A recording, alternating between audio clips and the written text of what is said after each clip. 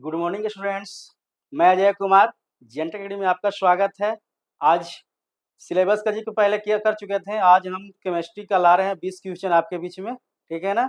और अब topic by topic कर लेते हैं, एक एक क्वेश्चन को देखते हैं हम क्या क्वेश्चन कह रहा है। ठीक,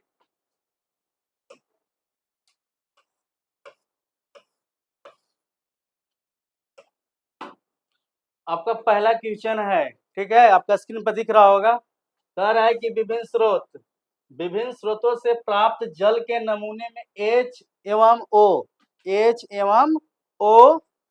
के भारों का अनुपात एक ही पाया जाता है। तो यह किस नियम की पुष्टि करता है? ये आपके बीच में क्वेश्चन है, ऑप्शन देख लो, ठीक है। ये पहला है स्थिर अनुपात का नियम, ठीक है। दूसरा में गुणित अनुपात का नियम, और थर्ड में द्रव्य के अनिश्चितता का नियम, ठीक है। और डी आपका ऑप्शन दिया है व्युत्क्रम अनुपात का नियम। क्या? व्युत्क्रम अनुपात का नियम दे रखा है, ठीक है। तो इसमें पढ़ रहा है कि भाई जल, यानी जल कहने का मतलब क्या है छोटू? H2O है। अब बोल रहा है कि H2O में H एवं O के भार के अनुपात, H और O के भार, तो H2 का भार कितना हो जाएगा? 2 हो जाएगा। ऑक्सीजन के भार कितना हो जाएगा? आप जानते हैं 16 हो जाएंगे। कितना हो जाएंगे बाबू? 16 हो जाएंगे। जाहिर सी बात है कितना हो जाएगा? 8 यानी 1:8 हो जाएंगे ये। यानी कह रहा है कि कौन सा नियम फ्लो करेगा। तो आप जानते हैं कि जो तत्व होता है इस नियम, कहने पहला ऑप्शन दे रहा है क्या? स्थिर अनुपात का नियम। तो चलते हैं कंडीशन, कहता है कि इस नियम के अनुसार बोलता है क्या कि द्रव्यमान जो होता है एक निश्चित अनुपात में होते हैं। द्रव्यमान क्या होते हैं? एक निश्चित अनुपात में हुआ करते हैं। इस नियम को बनाया था किसने? प्राउस साहब ने। कौन? प्राउस साहब ने, ठीक ना। उन्होंने बोला था कि एक निश्चित अनुपात में होंगे, और जो भी है, जैसे H2 आपको दिख रहा है, आपको H2O H इसमें और एक O है, तो इस नियम को कौन किया है? स्थिर अनुपात का नियम प्राउस साहब ने। तो जाहिर सी बात है कि इस नियम का पुष्टि कौन करेगा? स्थिर अनुपात का नियम इस नियम को क्या करेगा? पुष्टि कर रहा है, ठीक है। आगे हम चलते हैं नेक्स्ट नियम, नेक्स्ट क्वेश्चन चलते हैं। अब मैंने क्या बोला? स्थिर अनुपात का नियम का प्रतिपादन किसने किया था? जाहिर सी बात है, ठीक है ना। तो कह रहा पहला ऑप्शन आपके बीच में क्या है? John Dalton. मैं पीछे बताया कि कोई एक निश्चित तत्व के क्या निश्चित द्रव्यमान होना चाहिए। जो मैं बोला कि जो जल है, जल में क्या है बाबू? हाइड्रोजन है, ऑक्सीजन है, ठीक है ना। उसके अनुपात के क्या होते हैं? एक निश्चित अनुपात में पाए जाते हैं, उसको हम क्या बोलेंगे? स्थिर अनुपात का नियम बोला करते हैं। बट आपका क्वेश्चन है कि स्थिर अनुपात का प्रतिपादन किसने किया? जॉन डाल्टन ने, रॉबर्ट बॉयल ने, ठीक है, रदरफोर्ड ने, प्राउस ने। अभी मैंने क्या बोला कि भाई जो स्थिर अनुपात का नियम का जो प्रतिपादन करने वाले हैं वो हमारे बॉस कौन है? प्राउस साहब हैं। बट और तीन आपको दिया हुआ है। जॉन डाल्टन ने क्या बताया कि परमाणु अविभाज्य है। परमाणु क्या है? अविभाज्य है, अविभाज्य है, इन्होंने बोला, ठीक है ना। दूसरा है रॉबर्ट बॉयल, यानी इसने क्या दिया? बॉयल का नियम दिया। बॉयल का नियम इन्होंने दिया। बॉयल का नियम किसने दिया? आपको रॉबर्ट बॉयल ने। रदरफोर्ड ने क्या दिया? नाभिक का खोज किया। नाभिक का खोज किसने किया बाबू? रदरफोर्ड ने किया। नाभिक का खोज किया, नाभिक का खोज, ठीक है, यह ध्यान देना है। और प्राउस्ट आपका क्या है? ये इसी अनुपात के नियम का क्या कर दिए? प्रतिपादन कर दिए। आंसर क्या हो गया आपको? डी हो गया आंसर, ठीक है। अब देखिए आपके बीच में क्वेश्चन है कि H2O एवं H2O2 का बनना पालन करता है, ठीक है। तो कौन? जाहिर सी बात है स्थिर अनुपात का नियम, ऑप्शन फर्स्ट। सेकंड में गुणित अनुपात का नियम, थर्ड में दोनों नियम, इनमें से कोई नहीं। चार को दिया हुआ है, यानी कहने का मतलब है H2O है। अब वो क्या है? H2O है, हाइड्रोजन पर ऑक्साइड। इसको क्या बोलते हैं? हाइड्रोजन पर ऑक्साइड बोलते हैं, हाइड्रोजन पर ऑक्साइड। ये चीज फॉर्मूला आप जानते होंगे, ठीक है ना। अब ये H2 आप जानते हैं क्या बाबू? जल जानते हैं। क्या जानते हैं? जल, यानी वाटर जानते हैं, यही ना है। यानी कह रहा है गुणित अनुपात का नियम कहता है कि जब दो तत्व संजोग करके क्या करते हैं, दो तत्व संजोग करके, ठीक है ना, एक से अधिक क्या करते हैं, एक से अधिक आपका क्या यौगिक का निर्माण करते हैं, एक से अधिक यौगिक का निर्माण करते हैं। जो उनका जो अनुपात होता है, उनका क्या होता है, एक अनुपात एक समान रेशियो में पाए जाते हैं, समान मतलब सरल रेशियो में पाए जाते हैं, उसको हम क्या बोलते हैं, गुणित अनुपात का नियम बोला करते हैं। अब इस नियम का प्रतिपादन आपको जानते हैं जॉन डाल्टन साहब ने दिया था। किसने दिया था, जॉन डाल्टन साहब ने किया था। तो जाहिर सी बात है कि बाबू H2O में कितना हो जाएगा आपका भाग, ये 2 हो जाएगा और ये कितना हो जाएगा, 8 हो जाएगा, ठीक है। अब इसमें कितना होगा, H2 यानी 2 हो जाएगा, अभी कितना हो जाएगा बाबू, आपका 32 हो जाएगा, दिख रहा है। अब देखना है कि हाइड्रोजन में कितने, अब हाइड्रोजन लिखेंगे तो इसमें 2 है, इसमें 2 है,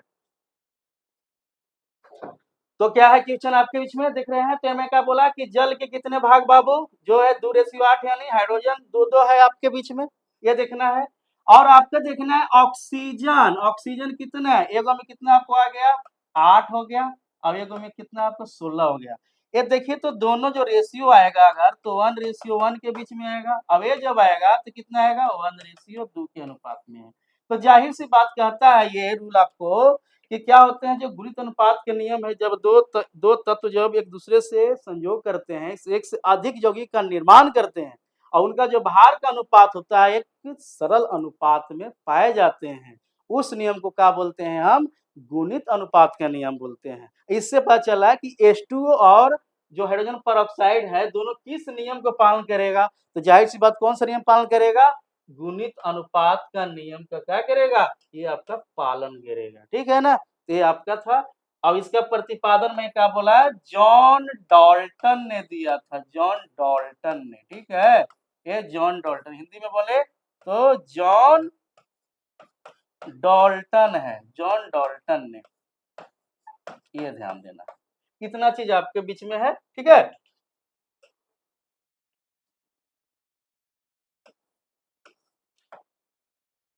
चौथा क्वेश्चन आपके बीच में पानी पी लेते हैं उनका। कह रहा है चौथा, पदार्थ अविभाज्य सूक्ष्म कण से बना है, सही बात है। वे अविभाज्य कण कहलाते हैं, क्या कहलाते हैं, पहला है अणु कहलाते हैं, दूसरा में है परमाणु कहलाते हैं, तीसरा में तत्व कहलाते हैं, और चौथा में यौगिक कहलाते हैं, ठीक है ना। ये ध्यान देना है कंडीशन, ठीक है ना। ये मैं आंसर नहीं लिख रहा हूँ, मतलब ये बता रहा हूँ कि कौन कहलाएंगे ये, ठीक है ना।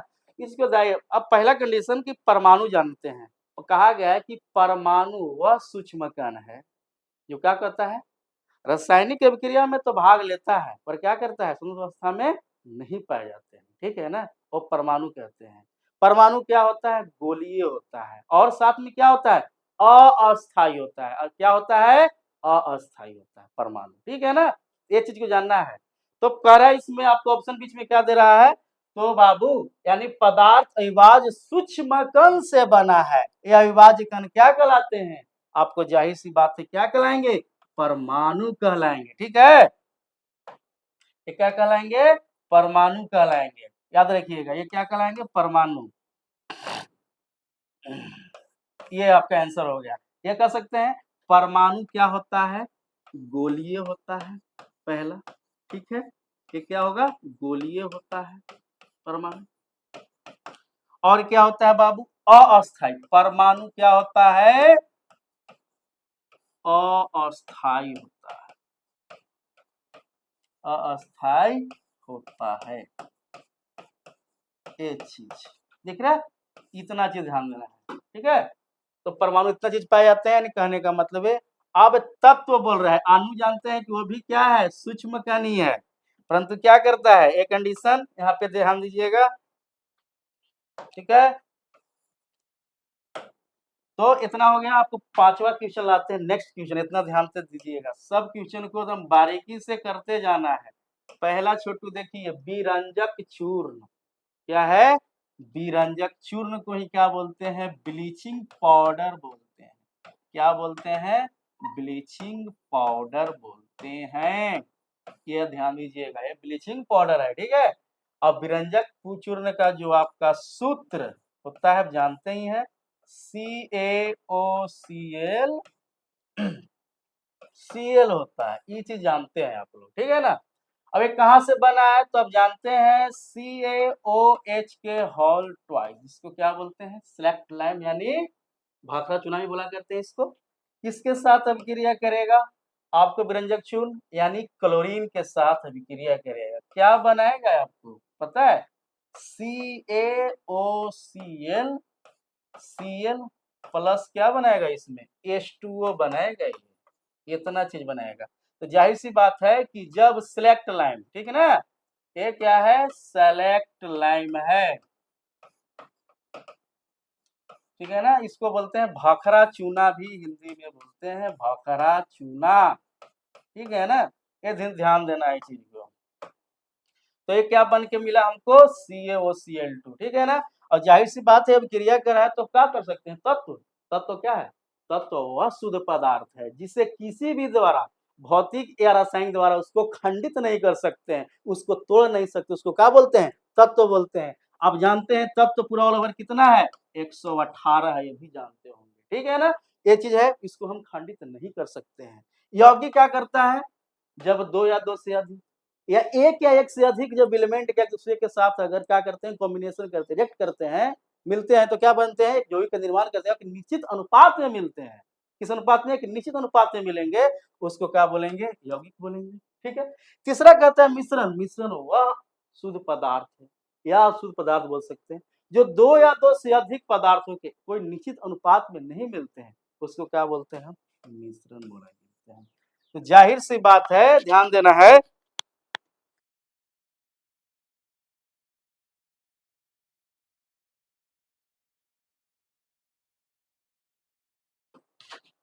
तो इसमें क्या आपका आंसर हो गया ऑलरेडी, यौगिक इज द राइट आंसर। इसमें यौगिक आपका सही आंसर है, याद रखिएगा यौगिक। चौथा क्वेश्चन आते हैं, तो आता है बाबू बढ़िया से, बारूद। छठा में क्या है, बारूद है, बारूद क्या है, तत्व है, यौगिक है, कह रहा है कि तत्व है, यौगिक है, मिश्रण है, इनमें से कोई नहीं, चार दिया हुआ है आपको इसमें। बारूद, आपको सुनने से पता नहीं चल रहा है कि बारूद यानी बम होगा, बारूद होगा, जो भी बम बनेंगे बारूद बनेंगे, एक पदार्थ से बनेंगे नहीं। अब कोई निश्चित अनुपात में मिला के बनाएंगे बारूद को, बम को नहीं ना। यानी बारूद कह रहा है कि तत्व, तत्व है, कभी हो सकता है ये, अभी सुने तत्व, तत्व मैंने बोला 118 में बारूद के नाम कभी सुने होंगे आप लेखा नहीं ना। यौगिक बिल्कुल नहीं बनेगा, ये भी नहीं बनेगा, बिल्कुल नहीं हो सकता है ये कंडीशन। अब क्या है, बारूद में क्या होगा, या दो से अधिक मिलेंगे, एक निश्चित अनुपात में नहीं मिलते हैं, वो क्या है, आपका मिश्रण है, यानी बारूद क्या है, ये मिश्रण आपका है, ठीक है ना। थैंक यू, आगे।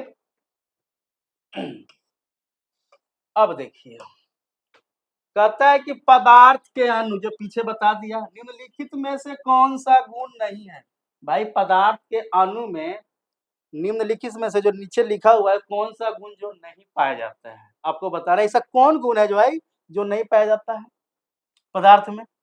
तो पहला कंडीशन में बोला क्या, स्वतंत्र अवस्था में पाया जाता है, दूसरा ऑप्शन गोलीय होता है, रासायनिक अभिक्रिया में भाग नहीं लेता है, और क्या है, लंबाकार, त्रिभुजाकार, वर्गाकार आदि होता है।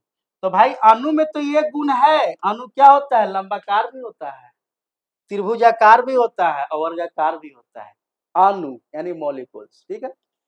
रासायनिक प्रक्रिया में क्या कह रहा है, अभिक्रिया में भाग नहीं लेता है, बात सही है, रासायनिक अभिक्रिया में भाग नहीं लेता है, परंतु स्वतंत्र अवस्था में पाया जाता है, उसको क्या बोलते हैं, अणु बोलते हैं। दूसरा बोलता है पाए जाते हैं, ठीक है। गोलीय होता है, अब बोल रहा है अणु गोलीय होता है, गोलीय कौन होता है, परमाणु होता है, यानी पदार्थ के अणु में कौन सा गुण नहीं है, तो गोलीय नहीं है। हो गया क्लियर, नेक्स्ट।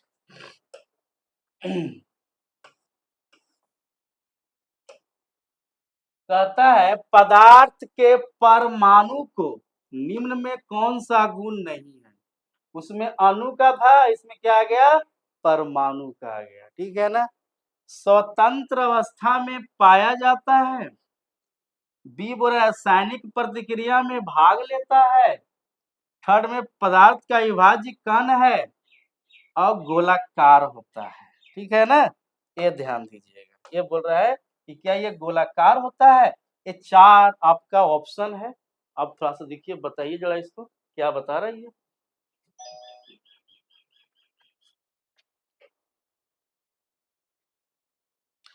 अब तो क्या आया आपका, तो कह रहा है कि पदार्थ के परमाणु में से कौन सा गुण नहीं है, तो कहता है कि ये स्वतंत्र अवस्था में नहीं पाया जाता है।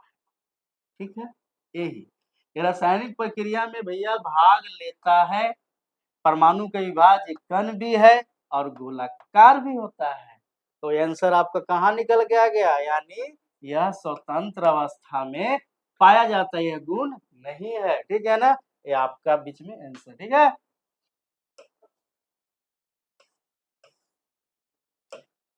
अब भैया अणु का बृहत संग्रह, बृहत माने बड़ा, संग्रह क्या कहलाता है भाई। ठीक है, अणुओं का बृहत संग्रह कहलाता है क्या, यौगिक अर्थात कंपाउंड कहलाता है, तत्व कहलाता है, मिश्रण कहलाता है, इनमें से कोई नहीं। अब बताना है भाई, अणुओं के बृहत संग्रह क्या कहलाता है, अणु के जो बृहत संग्रह होता है उसको क्या बोलते हैं बाबू, यौगिक तो ही बोलते हैं। और तत्व के सबसे छोटा कण को क्या बोलते हैं, परमाणु बोलते हैं। ठीक है ना, तो यानी ये क्या है, ये किसमें आएगा, परमाणु तत्व के सबसे छोटा कण, तत्व का तत्व का सबसे छोटा कण, सबसे छोटा कण कण परमाणु कहलाता है।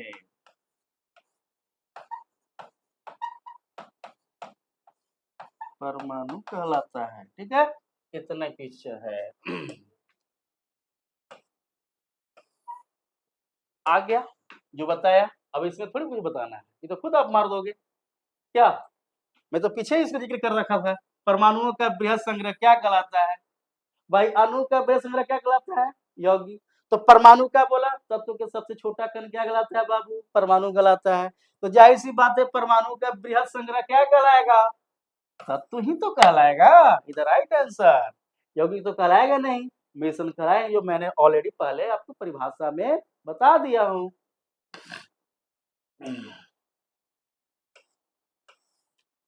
अब देखिए, पदार्थ के परमाणुवाद के प्रणेता थे। ठीक है, रदरफोर्ड, एवागाड्रो, बेक्वेल, हेनरी बेक्वेल है और एक डाल्टन है। भाई चार ऑप्शन दिए हैं आपके बीच में। अब आपको बताना है कि पदार्थ के परमाणुवाद के प्रणेता कौन थे। तो जाहिर सी बात है कि जो रदरफोर्ड है भाई, वो किसका खोज किए थे, नाभिक का खोज किए थे। और नाभिक का खोज किया, उन्होंने बताया कि नाभिक के अंदर दो गो इलेक्ट्रॉन होते, दो गो आपको फंडामेंटल पार्टिकल्स होते हैं। कौन कौन, प्रोटॉन और न्यूट्रॉन पाए जाते हैं। अब प्रोटॉन न्यूट्रॉन को ही क्या बोलते हैं, न्यूक्लियन बोला करते हैं, ये भी जानते होंगे। ठीक है, एवोगाड्रो क्या होते हैं, एवोगाड्रो यानी 6.022 गुणन के पावर 23, यानी परमाणु का समूह। आयनों का समूह को क्या बोलते हैं, एवोगाड्रो बोलते हैं। यानी एवोगाड्रो जो होता है, ये बोलते हैं किसको, परमाणु का समूह, परमाणु या आयन, आयनों का समूह एवोगाड्रो कहलाता है।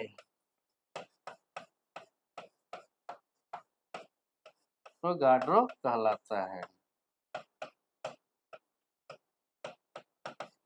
ये ध्यान देना। ठीक है, बेक्वेल बोल रहा है, हेनरी बेक्वेल किसका किया, पीछे बताया गया था कभी, यानी रेडियो सक्रियता की खोज किसने किया बाबू, रेडियो सक्रियता का खोज आपको किसने किया था, हेनरी बेक्वेल ने। अब ये डाल्टन ने ही बताया था कि पदार्थ के परमाणुवाद के जो प्रणेता थे वो कौन थे, यानी आपका डाल्टन क्या हो गया, राइट आंसर हो गया इसका। ठीक है ना, इतना, यानी चारों ऑप्शन आपके बीच में दिया गया और चारों को बता दिया है कि चारों का क्या क्या भूमिका रहा, क्या करते हैं। ठीक ना, तो चारों के बारे में पढ़ना भी है। ठीक है ना, आगे एवोगाड्रो से मोल कॉन्सेप्ट के बारे में पढ़ेंगे। ठीक है, चलिए नेक्स्ट। कह रहे प्लास्टिक होता है विद्युत का, प्लास्टिक क्या होता है विद्युत का सुचालक। सुचालक कहते हैं किस जिससे करंट फ्लो करे ना, पॉसिबल है प्लास्टिक में? दम नहीं। तो क्या होगा? प्लास्टिक कुचालक होगा, जाहिर सी बात है। यदि राइट आंसर क्या होगा? B for Baahubali. ठीक है।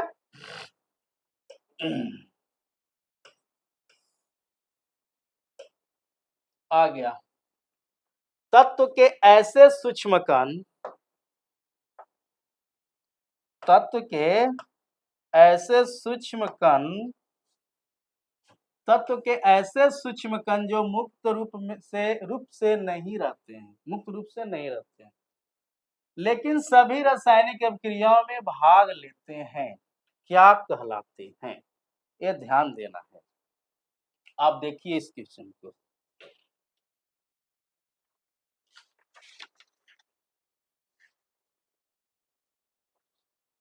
अभी तो मैंने बताया कि तत्व का वह सूक्ष्म कण जो मुक्त रूप में नहीं रहते हैं लेकिन रासायनिक अभिक्रियाओं में भाग लेते हैं, वो क्या कहलाते हैं? परमाणु कहलाते हैं। अणु तो कहलाएगा नहीं, ठीक है। पिंड नाभिक तो कहलाएगा, इससे तो होगा नहीं आपका, ये होगा नहीं, ये नहीं, ये होगा। यानी आंसर इधर क्या होगा? परमाणु। यानी तत्व का सूक्ष्म कण जो स्वतंत्र अवस्था में नहीं रहते हैं लेकिन रासायनिक अभिक्रियाओं में भाग लेते हैं, क्या कहलाते हैं? परमाणु कहलाते हैं। ये सिंपल भाई, बहुत पढ़ते आ रहे हैं आप इस चीज को। अब हो रहा है डाल्टन के परमाणुवाद के अनुसार। भैया डाल्टन साहब कब किया? 1803 में, कि परमाणु अविभाज्य है, अब जानते भी हैं। तो कह रहा है क्या के अनुसार परमाणु अविभाज्य होता है? बिल्कुल होता है। परमाणु केंद्र में नाभिक होता है, ये भी होता है। परमाणु केंद्र में नाभिक होता है, सही बात है, होता है। परमाणु गोलीय भी होता है, ये भी सही है। परमाणु का आकार नाभिक के आकार से छोटा होता है, ये भी सही है। बट अनुसार हमको देखना है कि डाल्टन के परमाणुवाद के अनुसार क्या है।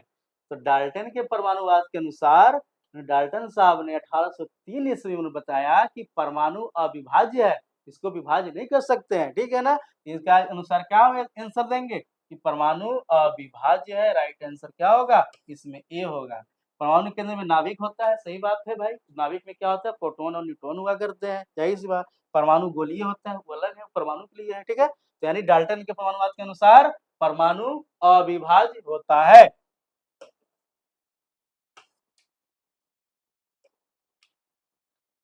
देख लीजिए,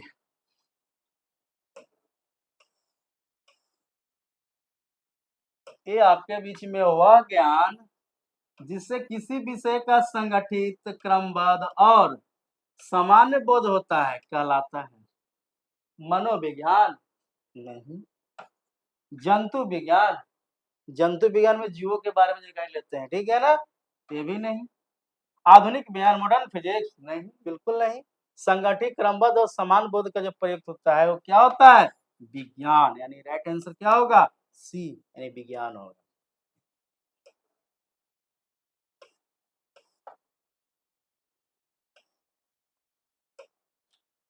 कार्बन एक तत्व है, तो कार्बन का सिंबल क्या होता है? सी, जानते ही हैं।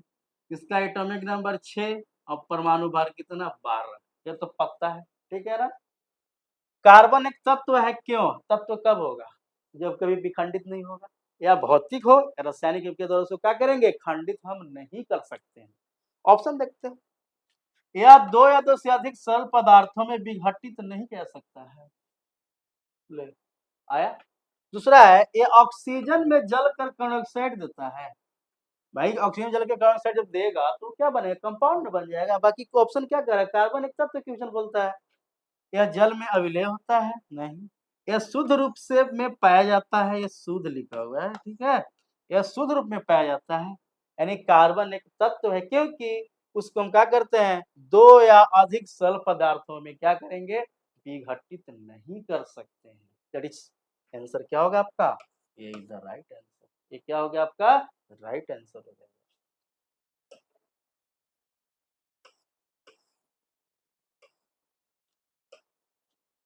और आप लोग से एक और रिक्वेस्ट, ठीक है, कि जेएनटेक एकेडमी चैनल को आप लोग सब्सक्राइब कीजिए, शेयर कीजिए ज्यादा ज्यादा ग्रुप में, ठीक है ना। और साथ में क्लास को रोज किया कीजिए, रोज क्लास आपको आएंगे इसी टाइम में पर डे, ठीक है। और ज्यादा से ज्यादा हो सके अगर किसी तरह का कोई आपको डाउट होता है तो आप जरूर कमेंट कीजिए, ताकि आपका कमेंट पढ़ के मुझे बहुत अच्छा लगेगा। तो कह रहा है कि शरीर में रक्ताल्पता की बीमारी होने के कारण क्या है भाई, ठीक है ना। यानी शरीर में जो रक्ताल्पता की कमी से जो बीमारी होता है, किसकी कमी से, आप जानते हैं। पहला ऑप्शन दे रहा है आपके बीच में, लोहा की कमी, आयोडीन की कमी, हड्डियों का कमजोर होना, पौष्टिक तत्वों की कमी। ये 4 ऑप्शन आपके बीच में दिया होगा। अब इसी को ध्यान देना है।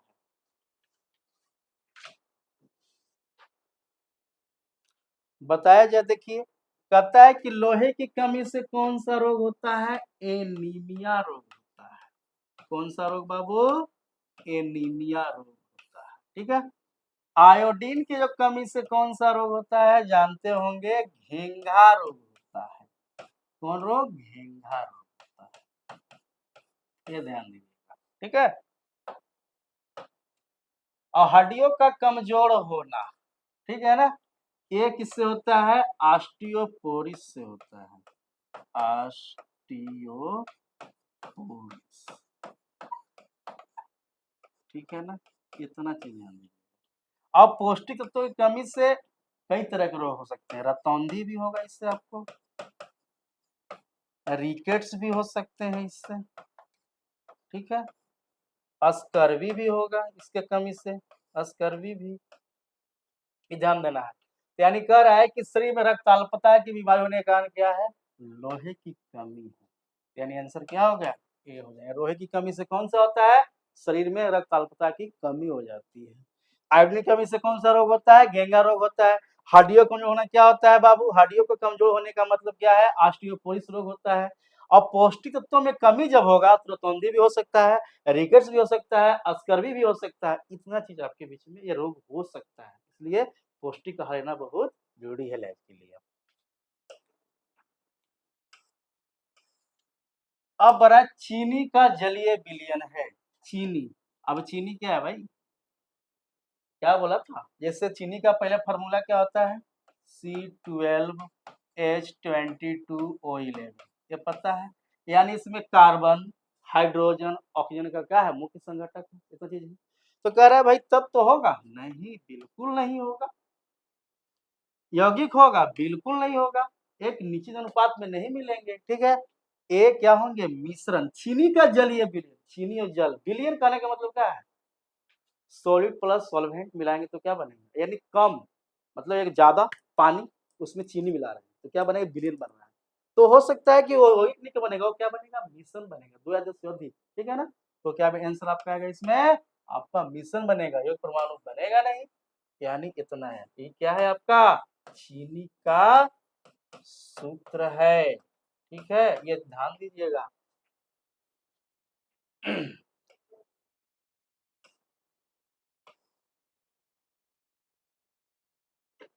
एक तत्व विद्युत एवं उष्मा का सुचालक है, तत्व है बाबू विद्युत और उष्मा का सुचालक है। यह आघात वर्धनीय भी और तन्य भी है। यह तत्व कौन सा है, आपका ऑप्शन में स्टेनलेस स्टील दिख रहा है, पीतल, रेत और हीरा, 4 ऑप्शन दे रखे हैं आपके बीच में। तो पहला कंडीशन है भाई, तत्व कौन है जो विद्युत उष्मा का सुचालक है, बहुत से हैं। जैसे आपके बीच में चांदी का नाम सुने होंगे, चांदी है, सोना है, तांबा है, ठीक है ना, एल्युमिनियम है, एल्युमिनियम है, बहुत से हैं, फिर लोहा है, ये सब दिख रहे हैं ना, ये विद्युत क्या है, सुचालक है। परंतु इसमें आप जानते हैं कि और क्वेश्चन है, इसमें सर्वविद्युत का सर्वोत्तम चालक कौन होता है, तो कौन होता है बाबू, चांदी का होता है, विद्युत का, यानी विद्युत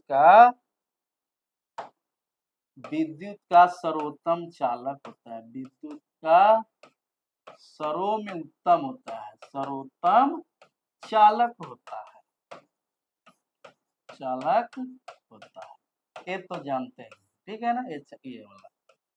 आप इसमें बोल रहे हैं कि भाई स्टेनलेस स्टील होगा, नहीं होगा भाई, नहीं होगा, ठीक है ना। पीतल, तो पीतल में आप जानते हैं कि कॉपर भी मिलते हैं और जिंक भी मिलते हैं, तो पता ही होगा, ठीक है, सही बात है भाई। कॉपर जब आ रहा है तो इसका सुचालक होगा, क्योंकि इसको हम इससे करंट फ्लो करवाएंगे, साथ में यह आघातवर्धी भी होगा, तन्य भी होगा। यानी आंसर आपका क्या होगा, पीतल होगा, रेत होगा नहीं।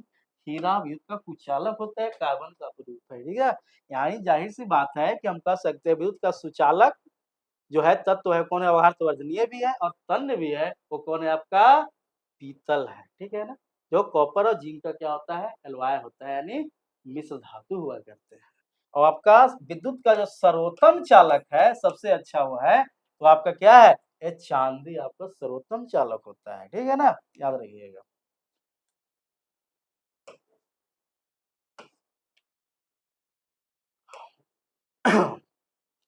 अब हो रहा है कि इनमें से कौन यौगिक है, ठीक है। अधातु, उपधातु, धातु, अणु, ये दे रखा है लास्ट क्वेश्चन आपकी, ठीक है। इस टॉपिक का जो पदार्थ का जो प्रकृति था उसका ये लास्ट टॉपिक है, बता रहा है कि इसमें कौन है। तो मैंने बोला क्या था बाबू, 118 तत्व कितने हैं, 118 तत्व, 118। और तत्व को 3 भाग में बांट दिया गया है। पहला क्या है, धातु है। दूसरा क्या है बाबू, उपधातु है। और तीसरा क्या है आपका, अधातु है। आपका धातु पता है कितना है, 96 गो। उपधातु कितना है, 7 है। और अधातु कितना है, 22। इस चीज को जानिएगा, ठीक है ना। तो जाहिर सी बात है कि अधातु तो यौगिक होगा नहीं, उपधातु भी यौगिक नहीं होगा, होगा कौन, धातु। धातु क्या होगा, आपका यौगिक होगा, ठीक है। तो क्लास आपका समाप्त हुआ, ठीक है ना। तो आप काम क्या करना है कि जितने लोग मेरे चैनल जो जेनटेक एकेडमी है सब्सक्राइब नहीं किए हैं अभी तक, तो सब्सक्राइब कर लीजिएगा, ठीक है ना, शेयर कर लीजिएगा, ठीक है ना। नेक्स्ट क्लास फिर हम मिलते हैं इसी टाइम में। आपको आज थोड़ा सा लेट हो गई, 10 बजे रोज हम मिलेंगे, ठीक है। Thanks everyone.